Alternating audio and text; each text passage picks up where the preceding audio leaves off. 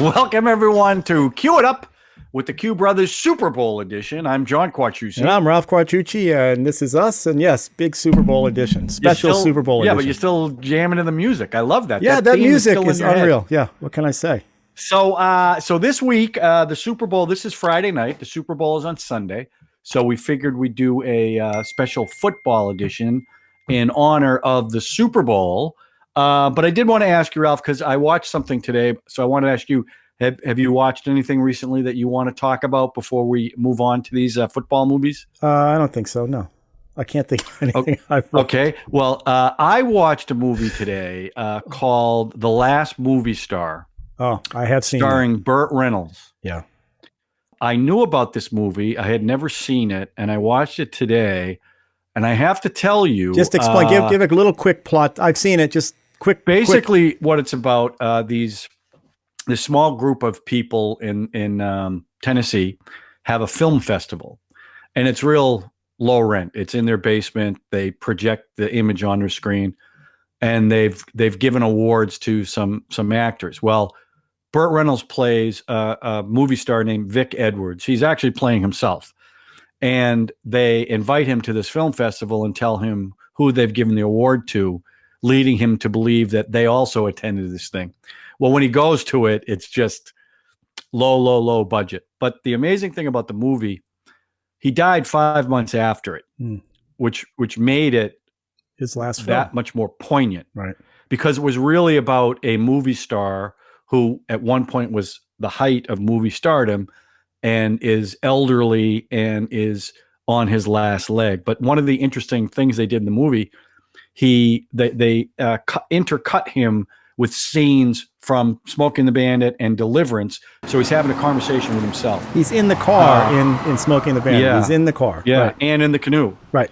But the scene that I wept, I'm not going to lie, and I don't do that at movies. The scene at the end, because he blew off the thing because he thought it was a big scam and he was rude to everybody.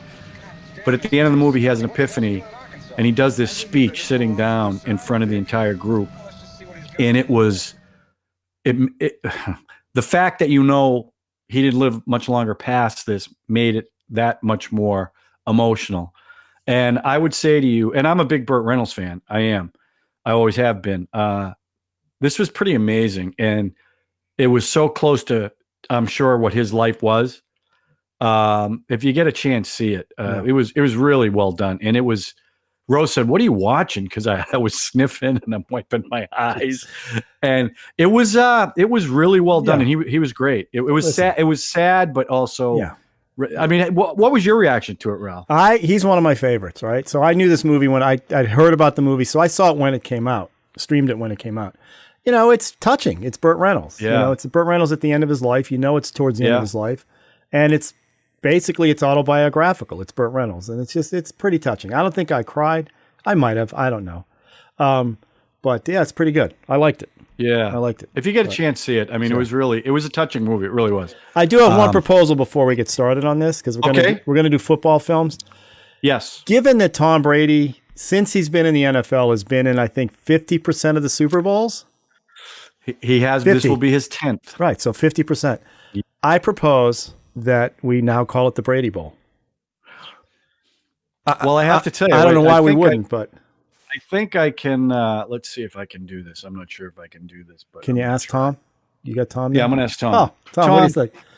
Tom, what do you think? Should we name it the Brady Bowl? I don't.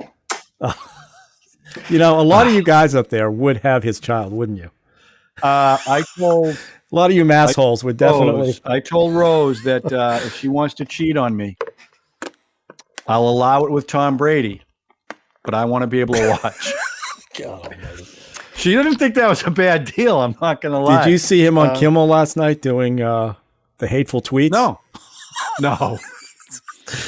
I can't even. They called this. They go, you got an asshole on your chin. I get it. I mean, he was great. People hate him. People have to be tired of seeing him in every Super Bowl. I don't blame him, but still. The fact is, he's the best that ever was and will be. No one's going to be able to do what he did. But anyhow, we're going to talk about it at the end. Enough of Tom Brady. We have to have Super Bowl picks. Okay. Now, So this, we did a sports themed one, but this one is strictly football movies. And knowing me and Ralph and our taste, like, cynicism makes him happy. I don't know if you. What was our T-shirt? Is it cynicism makes me happy? Cynicism makes me happy. Or my cynicism makes me happy. Yeah. No, it was cynicism. Just cynicism makes me happy. So okay. We're gonna get if I can get someone to create these things, we're gonna offer these up on our site. So does the guy who does the music, does he do T-shirts too, or just music? I'm gonna talk to him because he did such a great job with the music. I'm sure he'd do great with the T-shirts. I'm sure, yeah. So I'm dying to know what you picked, because I will tell you. Some of mine are pretty obvious, but one of them is really out of left field. I mean, one of the three you pick. So we pick three each. Now, we're not going to go crazy. And we always talk about other ones. But we don't have to talk about, we're not going to dive deep into these films. We're just going to say No. I just, look. Well, you know what? I always go first. I want you to go first this time. Well, but unfortunately, Ralph, unlike your other shows, I lead this one, not you. Okay. So you will go first. All right. Because that's what I want. But go ahead. Just to remind the viewers at home, how this works is we like a lot of different football movies, but these are the three that we're going to recommend, especially Super Bowl weekend. You want to watch a good football movie, these are our recommendations. And it always leads to discussing other ones that are good also. Right. But these are the three that we're going to recommend. So that's where we begin. And we Ralph, should also be clear. what We should also be clear that they're not necessarily strictly about football.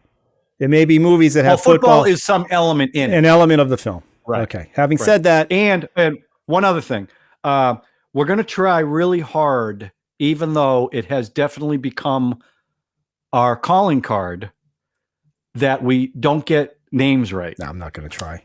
And that happens a lot. I don't care. So we're going to try to make sure that doesn't happen tonight. To be clear. I can't guarantee it, but we're going to try. John's going to try. All right, Ralph, what do you got? I'm not going to try. Give me a three. Here are my three, and they're being guarded by somebody. So I just want to quickly show And we're going to show the trailers, obviously. Yeah, we will show the trailers. Tommy. Okay. Oh, you got him right out. Oh, there he is. Look at him. Last look at Boy him. Scout. Oh, look at that. Look at that. He's right there. So these are the three.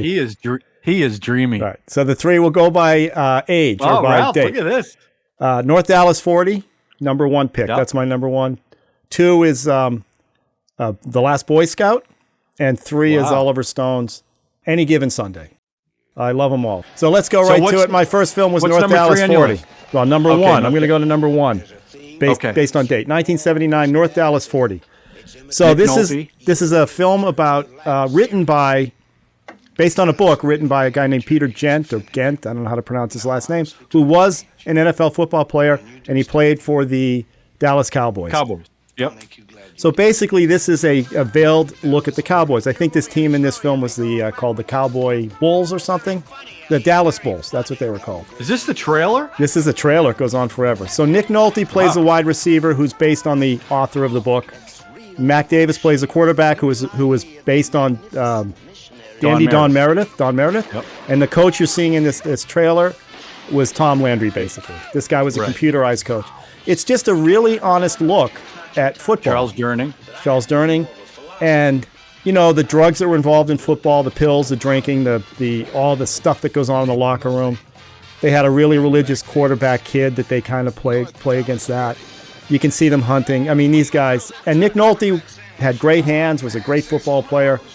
And it's just about how football chews people up and spits them out based on contracts, based on injuries, based on who's the favorite at the time, who the coach likes. It's just a really good comedic look. It's actually voted one of the funniest films ever made.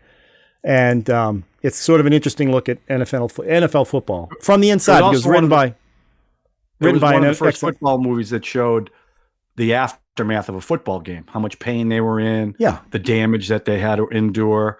They really showed that. I think the opening scene is with Nolte waking up in the morning. all banged up. Everything cracking. Don Meredith was offered the Mac Davis part. Yeah, but it was a little too close to home, I think. Yeah, well, yeah, absolutely. But that first scene, Mac Davis was great. Mac Davis was great. Yeah. But the very first scene you're talking about, he's literally, all his bones are cracking, and he's just really pain. He's popping pills left and right. Right. There's also a running thing where this quarterback won't take the B12 shot. B12 shot. The B12, right. Right. And ultimately he does. Ultimately it doesn't work out, and it's just how football chews you up and spits you out. I find that, and Nick Nolte's very engaging. Mac Davis very engaging. Just a really and Nick Nolte looked like he could play too. Yeah, he went to training camp. He trained. He trained, and he looks like a football player. They never looked like they could actually play. No, and it's a great. I don't know if you remember the last scene where Mac Davis throws the football and Nick Nolte puts his hands up. It's just great. I remember that. Number Iconic. 2 is good pull. Is The Last Boy Scout.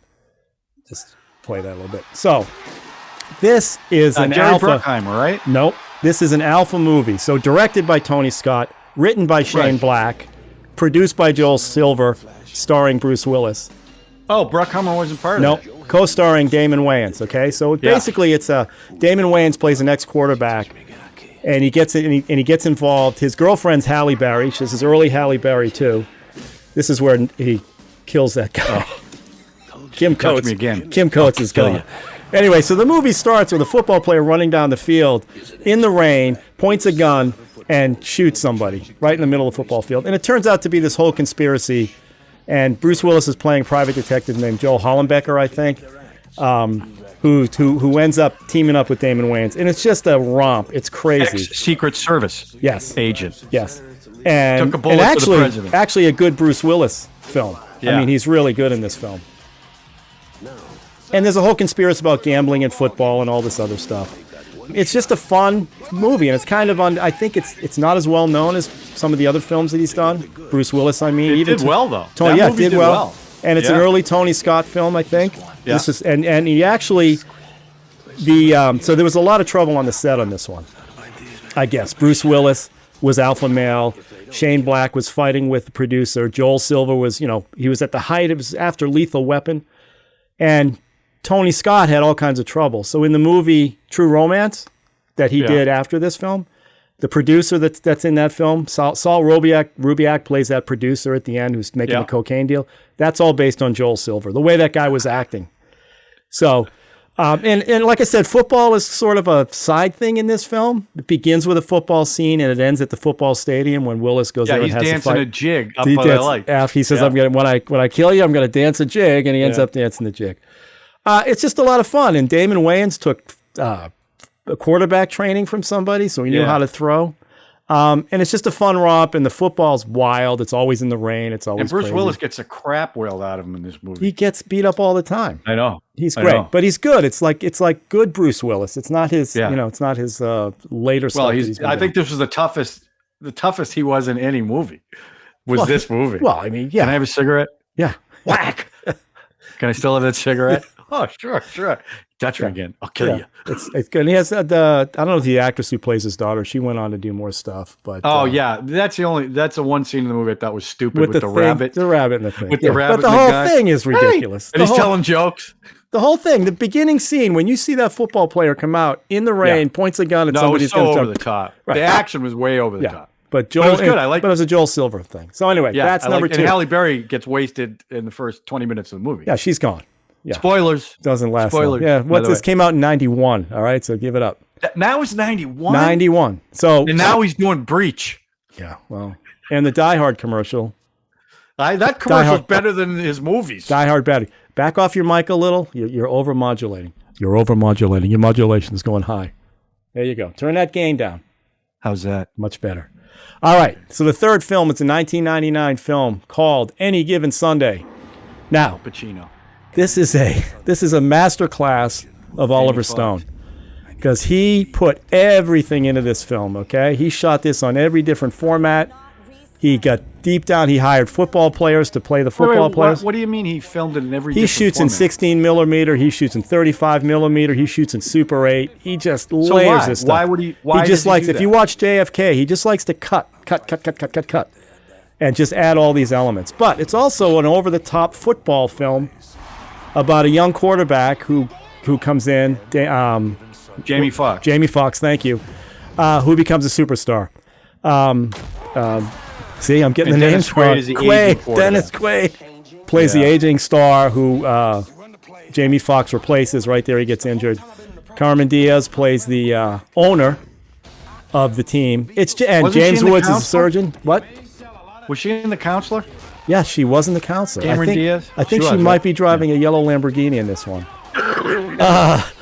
So James Woods is in there as a surgeon. Matthew Modine's in this film. Even who is the ex-NFL New York Giants quarterback?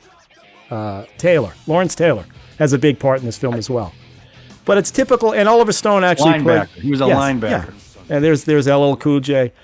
Now, the best part of this thing is they even have the woman from Showgirls, Elizabeth Berkley, is in this film, and she's not so bad. So it's this thing is nuts. It's over the top. The NFL wouldn't sign on to it, so the teams are like they're the Miami Sharks. It's like you watch a football game, a football movie, and the teams aren't the real teams.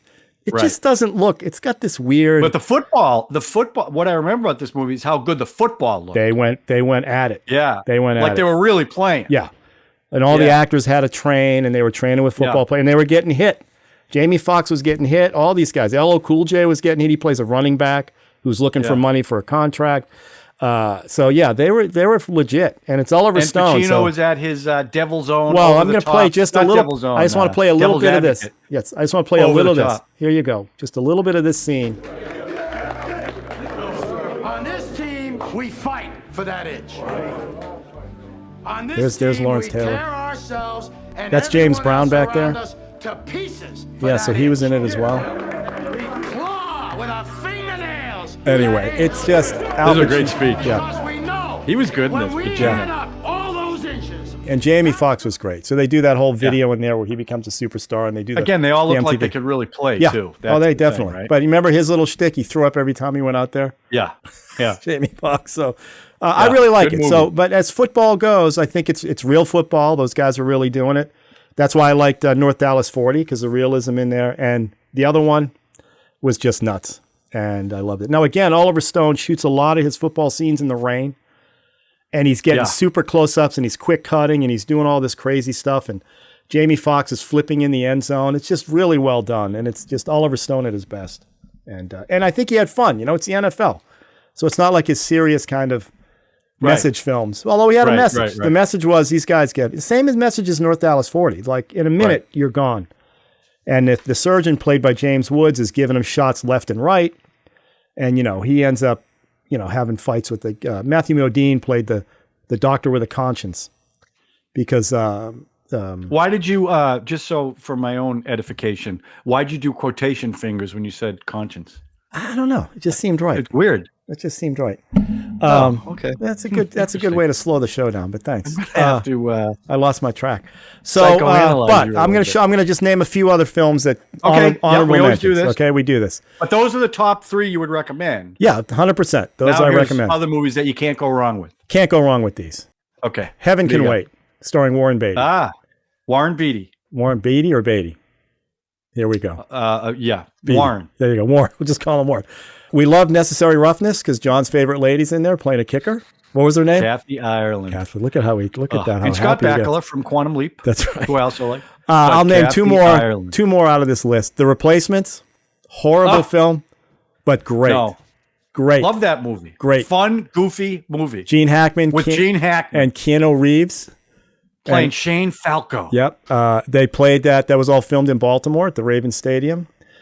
Based on a true story. Based on when the NFL went out. And actually the Redskins, the Washington football team, went on to win the Super Bowl that year. So I think it was kind of based on them. Bit. You struggle with that name a little bit, huh? I had to. I got to do it right. Rudy, of course. Rudy. I mean, who doesn't love Rudy? Good one. Who doesn't love Rudy? And one more I'm going to mention, Jerry Maguire, which won the Oscar. Two of them on mine. Sorry, which won the Oscar for the guy playing the Cuba Gooding Jr. Thank you, Cuba Show Gooding me Jr. the money. For playing that. Show me the money. And he looked like a wide receiver in that film. He looked great. So those are my you should watch these. And also All the Right Moves with Tom Cruise. Tom Cruise. Leah Thompson. Yeah. Wasn't Craig T. Nelson was the coach, wasn't Who he? knows? Probably. I don't know. No, that movie. Oh, that was. All right, so let's get to your black and white. Let's get to your black and white films where the guys are wearing leather hats. I did not pick a black and white film in my top 3. Oh, interesting. So let me start with. I got to do this in order. Okay, the third one was one that is the one that I said kind of out of left field. 1986's Wildcats, starring Goldie Hawn, Wesley Snipes, Mikel T. Williamson, Woody Harrelson, and a great performance by Nipsey Russell. You got the trailer? I do. Did you say that this was Woody's Woody first Harrelson's film? and Wesley Snipes' first film. Okay, here you go. Yeah. Here's a preview. I love this movie. Okay, go ahead. Talk about it because So I like this movie because, one, it was at her Bruce McGill. most adorable. Yeah. Right? The football was good. It was really funny. The whole premise is she becomes a coach at a school that can't keep football coaches. It's in the bad part of town, and they don't take her seriously. And she shows that she knows what the hell she's talking about with football. She wins their respect. And it's just a funny, good movie. She's having her husband's trying to keep her kid from her. She's just great in this movie. I love her. So it's a story that's never been done. It's a unique story. But the way they did it, I think a unique story that she's the coach. Yeah. Okay. And this is the movie where the cheerleaders go, "You're ugly. You're ugly. Your mama says you're ugly." That's where this came from. Okay. So it's that. good, it's goofy, it's funny, and you root for these guys and you root for her. That's why I like this. It's funny, when I thought about the football movies, there were two that came right to mind, but this one came to mind too because I liked it so much. There's Bruce McGill, who played D-Day in Animal House. Right, he's also in The Last Boy Scout. Oh, that's right, his buddy, right. in the closet. Right. I'm going to start firing in the closet. Head or gut. Come out. Head or gut. Yeah, head or gut. And he gets blown up. So he does get blown up. Have you seen that movie? Wildcats? I have not. Well, you like Goldie Hawn, right? Yeah, well, I saw Private Benjamin, so it's the same thing. Yeah, okay. That's when she was at her peak. Right. She was really good in it. Number 2 for me is 1974 is The Longest Yard, Burt Reynolds. Oof, that's number 2. Huh? Not the remake, which was... There was a remake? Terrible. I didn't even know there was a remake. Yeah, there was a remake. And Burt Reynolds was in it. It was terrible. I know. He played. But this one, what I really liked about this movie, it was really funny. It should have been, yeah. It had real serious parts. And because Burt Reynolds played for Florida State, he was a really good football player. And he looked like a football player. Yeah. And that last scene, as the clock's winding down, that's The Longest Yard. Are you going to show the trailer, or I'm going to sit here and talk? I just like listening to you. I can't help it. Well, I know, but so he goes to prison. He beats a woman. Yeah, but we're rooting for him anyway. Yeah, but we're rooting for him. She was one of the models from The Price is Right. Yeah, he assaulted her. He stole a car, so he goes into prison, and the warden wants him to play on the guard team. And he won't, so they put him through. It's kind of like Cool Hand Luke, kind of a funny Cool Hand Luke. They're actually going to show him. They're going to show him beating his girlfriend. Oh, they're going to show him hitting her? I thought, no, maybe. Oh, no, that guy's always in his movies, too. He hits her. I know he does. Just once. Just once. But the football stuff is great. There she is. There she is. She was a model. Yeah, come on. He barely hit her. He threw her down. You like war films too, right? War films are happy. Too, look right? at that. Oh, look at him. Yeah. Look at Burt Reynolds at his. By the way, this trailer goes on for 5 minutes. This is your kid. Oh, there's Eddie Albert. Okay, so I think everybody knows this story, and yes, this is a great movie. It's a fun movie. Yeah. And the last scene, crew. Yeah. Game ball. There's Bernadette Peters. Stick that in your trophy case. Right. Yeah, Bernadette Peters. Yeah. Remember, he had to keep the cuffs on. Right. She unzips him, and he's got the movie. Okay. It's room service. There were some pretty harsh things that happened in it, especially the caretaker. Yeah. Yeah, but the film is really, really good. I really like this movie a lot. And the last one for me, hold on. I just want to say that would have been on my list because Longest Yard is fantastic. But I knew you were going to have that one, and I thought we had to break it up. Well, how did you know that? Because we don't talk about these beforehand. I just knew. I knew because it's all spontaneous. You're very predictable, actually. I am predictable, but it was. Although Wildcats, Wildcats wasn't predictable, right? No, not one bit. No. So shouldn't even be on the list. But okay. If I would watch a football movie this weekend, it would probably be Longest Yard. But my number one football movie, because this can't be your number one. How it resonated with me emotionally is Brian's song. Okay, now the original. I'm gonna 1971. Right. James Caan, Billy D. Williams, Shelley Fabre, and Jack Warden. Now, when I play the trailer, I'm gonna play a little music, so try to hold on. I'm not gonna Do talk. you have any tissue next to you? I'm probably not gonna be able to talk. Bring Tom next to you. Hug Tom a little bit. You'll be all right. All right, here you go. Now be quiet.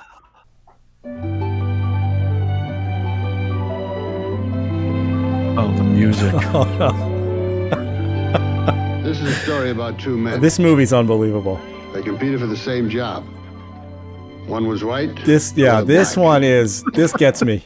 I think we all know this story too. Brian Piccolo, Gale Sayers. I'm gonna tell it. All right, go ahead. I'm gonna tell it. You're not on camera, so you can cry. Stories about how they came to know each other. He's eating pizza right now. There's Bernie Casey. Bernie Casey. Help each other. This is James Caan being nice, right? He's being something's wrong He though. was so good. What's wrong? He's tired. So this was a made-for-TV movie. This was not a theatrical movie, and it's a story of Brian Piccolo and Gale Sayers. And everyone knows the story. Brian Piccolo helped Gale Sayers recover from a devastating knee injury, and then Brian Piccolo ended up. I hate to not be sure about this, but I think it was cancer. I'm not 100% sure. Oh, that's how I remember it. Yeah. But the scenes in the movie when they're running with the music, and then Gale Sayers. There's two scenes that just get me. Piccolo's in the hospital bed, and Gale Sayers is holding his hand, and he can barely talk. And then the scene at the end where Gale Sayers gets up in the locker room. That's the one. And does a speech about Brian Piccolo. I'm getting chills right now just talking. That's the about one. it. I'm doing it too. It's crazy. It's crazy. It's yeah. It's just, and I don't. It's funny because I don't get that way with movies. I just don't. I never have. Oh This my God, movie I tear up all the definitely. time. This movie definitely got me teared up. I told you, I tear up in Tin Cup when he misses those 12 yeah, shots. well, that's. I mean, I that's lose ridiculous. it. I lose it because That's I love ridiculous. that I just love that she looks at him. Anyway, part of what makes this work is those two guys together just seemed real. It seemed like they were friends. So when the thing happens at the end and Gale Sayers comes back into that locker room, it's devastating. Yeah. Devastating. And that's James Caan being like And this was normal and after nice. Godfather. I 'cause know. This was this is him being. well, 71. When was Godfather? That had to be 72. Yeah, so Okay. this must So have been this around the was same pre. time. Same time. This was pre. And you know what? It makes sense because he wouldn't be doing a made-for-TV movie after Godfather because he was big. Anyway, there he is. But excellent. I mean, I love that movie, and because of the way it made me feel. I mean, very emotional. I think wouldn't that's even on waste my time with everybody's. the remake. Every guy would admit that's a movie where the room gets Where dusty. they get emotional. The room gets dusty, and you're like, "What's going on? There's all this dust in here. My eyes are watering up." I think I'm getting conjunctivitis. I don't know what it is. It's that music. And they try to remake it, and who wants to watch the remake? And yeah, it's like remaking Jaws. Don't do it. You can't do it. So those are my top three, and I picked a bunch of other ones. Ralph, you already named two that I also picked. Any Given Sunday. Actually, you picked three. Any Given Sunday I had. North Dallas 40 I had. Jerry Maguire I had. The ones I forgot the big and the one. replacements. I forgot a big one. Semi-tough. Yeah, I mean, Semi-Tough was okay. But it's I Burt didn't think Reynolds, it was and a it's great movie. it's. I know. But what's but that guy if I'm that gonna sings go with country the Burt music? Reynolds movie, I'm going with Longest Yard. So the two that you didn't pick out of, because we were very similar. Yeah. I picked 1925's The Freshman. Oh, sounds awesome. With Harold Lloyd. Silent movie, but very, very funny. And they filmed the football stuff at the Coliseum in LA. And it's just a funny movie. And I recommend if you get a shot to see it. I already know the last one. I already know the last one you're going to say. I know, and you didn't. So it's a 1986 movie called The Best of Times with Robin Williams and Kurt Russell. What? No, that's right. I'll get to that one in a second, Ralph. It's about high school football players, right? High school football guys where Robin Williams as a high schooler dropped the ball. Yeah. Kurt Russell was the big quarterback. And they have a chance for redemption as adults. And it's how they got there. It's a very funny movie. Right. Robin we all Williams wish is that really too. funny That's in it. something we all. Wouldn't you like to go back to? Oh, absolutely. Baseball and fantasy camp? spoilers, he makes the catch. No, He but does wouldn't make you like sense. to go back to fantasy camp Oh. in 2008 and win the championship? Well, That's still good. yeah. I mean, you got my RBIs too, but I don't want to even get into that. The last one I picked, and Ralph hates this, is The Water Boy with Adam Jesus. Sandler, Kathy Bates, and Jerry Reed. I love that movie. Isn't It's Henry funny. Winkler in this too? Henry Winkler's and he plays the mousy coach. And it's one of, I'm not a big Adam Sandler person. I like Happy Gilmore. I like The Wedding Singer, and I like this movie very much. But it's one of these movies when it comes on, I'll watch it because it's so goofy, and he's goofy in it. But I find it very, very fun. It makes me laugh a lot. So those are my picks, and I think any one of them. Yeah. I've never seen The Waterboy. Then how can you sit there Because condemn a movie you've never seen? Because I know what it is. Because I've seen all his other ones. No, you don't. If you've never seen it. It's very funny. It's very funny. Back to Semi-Tough. I know you don't like it as much, but it's got a great... First, it's got Burt Reynolds. They're football players Chris as well. Christopherson, Chris Jill Christopherson. Clayburgh. But it's the whole Est thing, that whole... Is it Clayburn? Am I saying that Jill right? Clayburgh. Clayburgh. I said it Jill wrong. Clayburgh. You try. That's okay. I said the guy... By the way, replacements, Brooke Langdon. Oh, she's great. Oh, I said the guy who plays country music, who was starring with Burt Reynolds. I didn't even know Chris Christopherson. That's what you said? Chris Christopherson? You didn't know his name? I forgot it. I always forget it. Oh. But they do that whole Est spoof with Burt Convy. Yeah. And at the time, the people I worked for were totally into Est. So it just, I mean, not when I saw it, but when I grew up. Roland House? Yeah, they were all into Est. And that scene, that stuff, that I forget what he called it, being one or it, or if you have it. Burt Reynolds goes to the thing and wears the thing so he can pee, and everybody else is having to hold it. It just doesn't. I mean, it's okay. It's Burt Reynolds, I just love it. But it's Burt Reynolds. I mean, that's why I would go with Longest Yard. I mean, well, of course. But if you had to pick one, I guess if you had to pick one as a football movie, I'm putting in quotes, football movie, it would be The Longest Yard. But there you go. But it's funny though when you started to think about it. There's a lot of really good football movies. There just are. Yeah. You know, Little Giants. We haven't talked about Little Giants. There's that was But I'm saying it's football. Bad News Bears did it better. We even skipped Friday Night Lights. Some would by say the way, that's the best high school football. The guy who directed Wildcats, Michael Ritchie. Yeah, he directed Fletch, Cool Running, Semi-Tough, and Bad News Bears. Semi-Tough. Oh yeah. Oh wow. Yeah. Yeah. So how about that? that? That's a good sports collection there. Because I'm like, Michael Ritchie, what else is he? I recognize the name, but I didn't know any of his work. And I started looking at him going, oh my God. And the other one. I'd have to put Wildcats at the bottom of that, but okay. Somebody Ron Shelton wrote The Best of Times, that movie with Kurt Russell and Robin Williams. Interesting. And then the other one was Brian's Song was directed by Buzz Kulik, who went on to direct The Pursuit of D.B. Cooper. I saw that film in the movie theater with Treat Williams. I liked it. Oh wow! Yeah. I like every film. Turns out I like every film. I thought that was kind of interesting that the guy did a guy. Bad News Bears is a classic, so he directed Brian's Song and that. It's crazy. So interesting. We had he didn't direct Brian's Song. You said Ry Cooder directed Brian's Song, or Buzz Ry Cooder, Buzz, the blues singer Ry Cooder. Ry Cooder who directed Brian's Song? Buzz Lipton. I'm sorry, Buzz Kulik.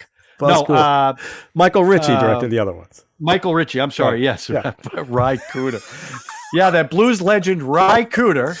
Okay. Directed. All right, now on to the Super Bowl. Okay. By the way, give me your best Super Bowl memory and your worst Super Bowl memory as it relates to Tom Brady.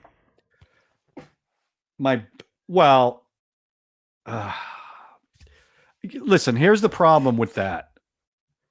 There's so many. Like, for instance, the first Super Bowl, I was at the Tuck Bowl game. Mm-hmm. And I wanted to leave because my feet were frozen solid. And when they called the penalty on them, I said, let's go. And we started walking out. And that's when replay. All right, hold on. And then everything turned around. So that Super Bowl where we had the big party and you realize, because the Patriots were so bad for so long. Yeah, it was awful. It was a really big deal. But I would have to say, even though the comeback was better in the Atlanta game, it was the Seattle game. Oh, really? That interception in the end zone. Yeah, that was pretty exciting. Like, to me, because it was over. And by the way, I had won $4,000 in a square thing. Okay. And if they scored Seattle, I would have won. Oh no, that's what it was. The person who, if Seattle scored, they would have won $10,000. Wow. And I was thinking about that. But that for me was the best one. Right. The worst one was when we were at fantasy camp against the Giants, and we had a room full of Patriots fans and Red Sox and we players. Had a week of fantasy camp after that devastating loss. It was awful. And the next day, like everyone was like, "Do you believe it? Do you?" But for me, that was the worst. How about you? That's my worst because I have that on videotape. I'll tell you what bothered me about that game more than the hat, the helmet on the hat. Remember Asante Samuels let the interception go through his hands? The interception, yeah. I have that on videotape. So I was videotaping the screen thinking this is going to be it. They're going to win the whole thing. It goes through his hands. Next year, he was off the team. But, think about the question you asked, though. So we got to watch Tom Brady with the Patriots in 9 Super Bowls. Right? Yeah. So to pick the best and the worst is really hard when you've got people who've been to Super Bowl once or maybe never. Too bad. I suffered through years and years of suck with the Patriots. I sat on metal chairs in the middle of winter. Yeah. Okay, I don't care. Schaefer Stadium. I'm not saying we deserve it, but it was fun. So my best, here's what happened. I moved down to Maryland, and when the Patriots started winning and the Patriots started developing this reputation, I couldn't go to Super Bowl parties here because I would listen to Deflategate. They're all anti-Patriots. So I would end up having just stay at home. Now the Seattle game, I was home by myself, and yes, that was pretty incredible. It's the Atlanta one that really just makes me, because I invited people into my home, and when they were down in that first half, so they were rubbing it in your face. I said to them, "It's not over." I said, "They're going to come back. They're going to win this thing. Don't tell me why I know this." I believed it. I believed it. Now, deep down, you're still a pessimistic Boston fan. You're like, "Oh, this whole thing's over. They blew it." But I just had this feeling that something was going to happen. And my favorite thing to do, I don't know if you do this, but after they won Seattle and then Atlanta, I go to the YouTube and watch all those people who videotape themselves. And there's one in Hawaii after the Seattle game that is just a classic because there's one dude in the back that's a Patriots fan. And you can see his head's down through the whole thing until the end when the interception happens. And you just see this little guy go, boop, he jumps up, and then he runs to the kitchen. It's the greatest thing in the world. I'll tell you, Ralph, the Atlanta game, all I wanted was for them to make it close. Because at 28-3, you don't figure they have a shot. And here's the other thing. You just don't figure Atlanta is going to be that incompetent that they can't even get a field goal. Yeah, they blew it.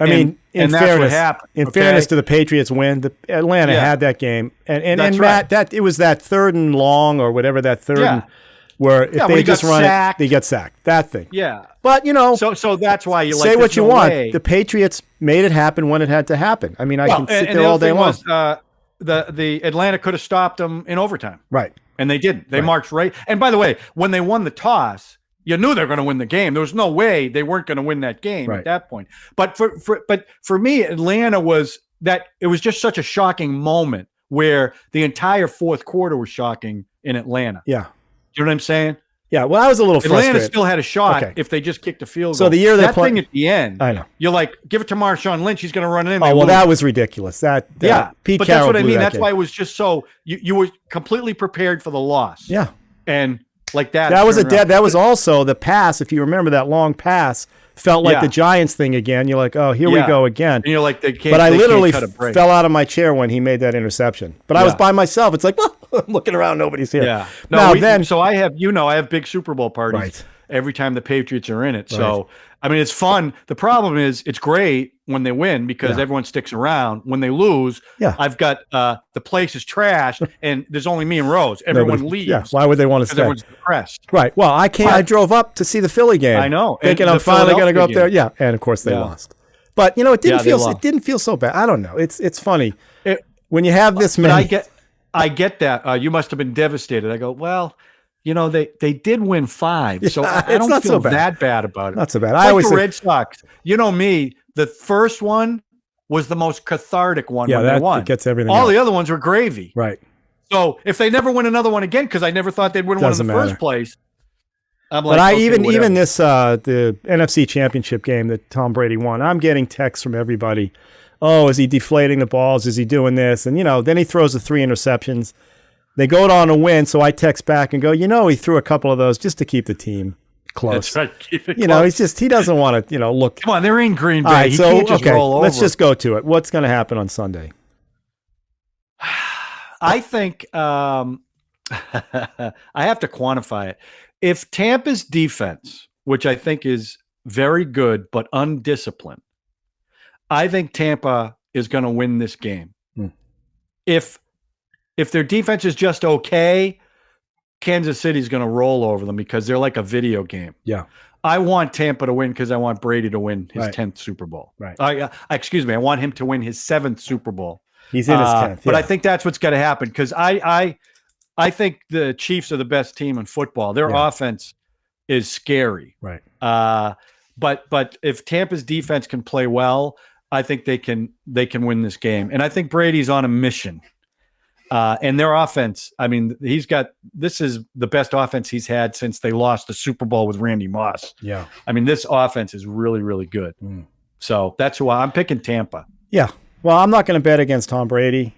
It'll be tough because, like you said, Kansas City's like a video game. And that number 10, is it Tyreek? He's hard to root against. I know. No, it's it's young versus old. It's new buck versus old buck. It's kind of interesting. Plus, they're playing in Tampa, which is a whole different. I think this is the first time in history. First time in history. Look what Tom Brady's doing for everybody. Look what First Tom Brady overtime Super Bowl he played in. First Super Bowl in a home stadium he played in. I mean, he's a lucky bastard. The guy, he's not lucky. He's a hardworking bastard. But Jesus. Well, he's so hated though. You should watch this thing on Jimmy Kimmel when he does the mad tweets. But he's only hated because everybody wishes. Look at Aaron Rodgers, who I think is a good quarterback, right? But they always talk about he's way better than Tom Brady. He's 1-4 in NFC championships, and he's won 1 Super Bowl. This guy's going to go to 10. But the argument with Rodgers is he doesn't have a good team around him. It's like because the teams aren't one guy. It isn't the quarterback. It's the other stuff around him too. So that's Tom Brady's won Super Bowls with completely differently built teams. You're talking, you're preaching to the choir. You know what I'm saying? You're preaching to the choir. It's fine. That's why we're all wearing the stuff. You can't take away from his greatness. He's the best football player ever. Look at the guy. Look at that chin, would you? Look at that chin. My God. You forgot to mention that he's in Ted 2, or he's mentioned in Ted 2. I don't like to talk about that because they sexualize him. See, look at Tom Brady. There we go. Yeah. Is he in Tom 2? I forget if he's in there. Tampa Bay. All right. So that's the prediction is Tampa Bay. I think it's going to be a good game. So I'm looking forward to it. By the way, I think the score is going to be 35-27 Tampa. Okay. I don't pick scores. So Ralph, before we go, listen, one of the other things I love about Wildcats, I think I mentioned it earlier, is the end credits. They do this little rap song, and it's got the whole team, and it's got Goldie Hawn in the corner. And it's one of the things I found really cute about this movie, and she's so adorable. Can you show it? Let's show it. All right, now I can. Okay. I'll show just under 30 seconds. I hopefully she's out. Before we'll get flagged. Yeah, we'll get flagged. It doesn't matter. They'll be knocking on our door. They'll take all our money away. There's no money. Okay, exactly. There you go. They'll demonetize what. Yeah, that's the ending when they won the game. There it is. I remember this. I say they call me Jermaine, the ebony lover. I validate the theory when I'm under the cover. Useless spoiled kings, Marilyn diamond rings. Football. My name's I'm a real. That's the whole thing. And then at the end, she says it one more time and she starts laughing. It's just such a cute thing. She was so good in this. And she's adorable. Again, she was cute in it. So she's adorable. We'll go out with one more look at Tom Brady. Oh, jeez. Tom Brady. Look at him. He's dreamy. How can you not like that guy? I don't know why. It's amazing. He's the GOAT. He's so lucky. He is the GOAT. He's so good. All right. So, Ralph. Jeez, stop yelling. Oof. Good. Oh, sorry. Let me turn down the modulation. Yeah, okay. How's that? Is that better? That's better. All right. So let's go out quietly, but with the music. We're going to go out quietly. Ralph, we can't go out quietly with that theme. The music is insane. All right. Enjoy the Super Bowl. We'll talk next week. You too. Talk to you next week. Okay.